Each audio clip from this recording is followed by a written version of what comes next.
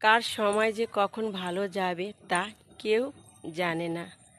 অনেক সময় দেখা যায় অনেক টাকা পয়সা সোনা গয়না থেকেও মানুষের সময় ভালো যায় না। কিছু সময় থাকে যখন তার কিছুই থাকে না, না থাকে অনেক টাকা পয়সা, না থাকে তার গায়ের রং ফর্সা, না থাকে তার কসমেটিক্স ব্যবহার করার ক্ষমতা, কিন্তু তার সময় খুব ভালো যায়। কেননা তার সময়টা ভাগ্য কারণে তার ভালো যাচ্ছে। তার কিছু না থাকলেও তার সময় ভালো যাবে, তাকে ফর্সা হতে লাগবে না।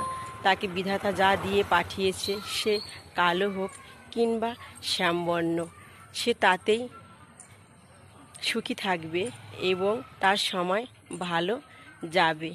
সব কিছু হচ্ছে ভাগ্য, কপাল।